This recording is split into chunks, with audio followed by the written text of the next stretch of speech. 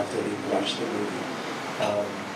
Yeah, so they watch the movie first before they can judge it. I mean, teaser trailer pa lang napapakita.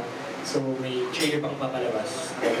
We're not stereotyping men reps here. It's just like, if you have an action film, you have a corrupt cop, are we saying all policemen are corrupt? No, that's not the whole thing. We're trying to make a brilliant movie, and I think we do have a brilliant movie. And we mean no disrespect to the men reps out there. And I think we'll be able to change their reaction once they watch the movie. Colleen? Well, I understand naman why they got offended. I've been reading some of the threads just so I could see, because it's also good to be well informed with things like that, you know, before we promote the movie, just so we know what angles also where everybody's coming from.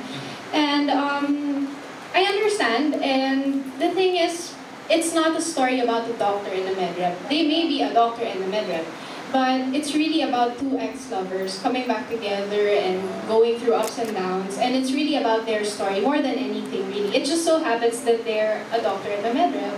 So it's really more about the character flaw of my character, Arkisha. It's something that, you know, she's been through in the past that caused her to be the way she is. It's not to say that all med reps are like that at all, because I myself am against generalization. I don't like generalizing people based on their profession, based on anything. So, you know, I believe we're all different. And the thing about Arkisha that makes her different are the things that she went through in the past. And, you know, if you guys actually, you know, watch the movie when it's out, you'll be able to see that she's been through a lot. And then you would understand kung bakit pala siya naging ganun.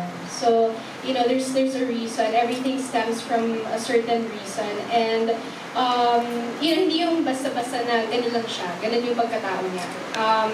She's the only one there who's like that. I mean, there are other med reps or other characters there, but they're not like that. So, I could understand why people would jump to conclusions, because that's the only thing that people have seen so far.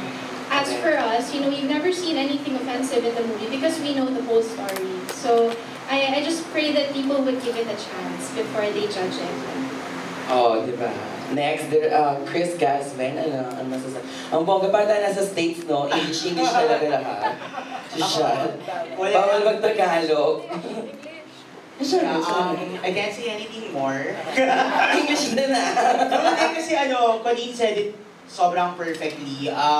Kasi it's Star Cinema, syempre as part of the creative team of Star, hindi naman kami gumagawa ng one-dimensional characters na stereotype, di ba? So perfect yung sinabi ni Colleen.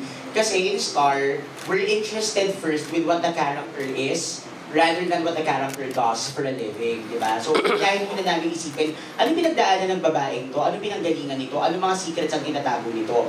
It just so happened na sa pelikula, the interesting profession in the world na hindi pa namin napapakita, di ba, kahit anong pelikula ginawa namin, is the doctors and the med reps. Sila yung hindi pa talaga namin napapakita. Sabi namin, interesting din na pumasok dito. What if mag-exa sila, kailangan niyang kunin yung endorsement. But yun na yung last na pumasok. But the story of Arky's character, yun ang binild muna namin from the very beginning, the secrets that she told, the lies that she told, lahat ng pinagdaanan niya, bago namin naisip yung trabaho. So, it's not generalizing, it's layering the character for the character to be interesting. Okay, next, syempre hindi pa dyan natatapos dahil meron tayong special guest. Sir Mico Del Rosario. Ayan, isa lang, isa lang. Isa lang. Yeah, just to make quick references lang.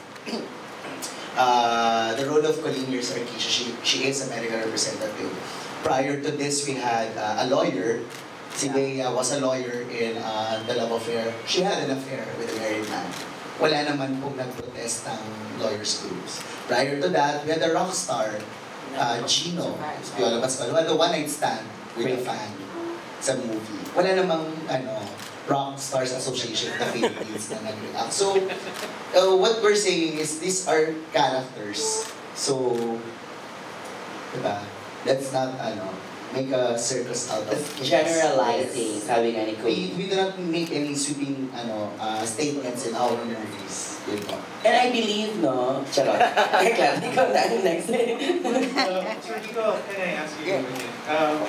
Do you think they're overreacting? I wouldn't know because pag tinanong mo kasi ako if they're overreacting, I don't want to judge how they are feeling, how they are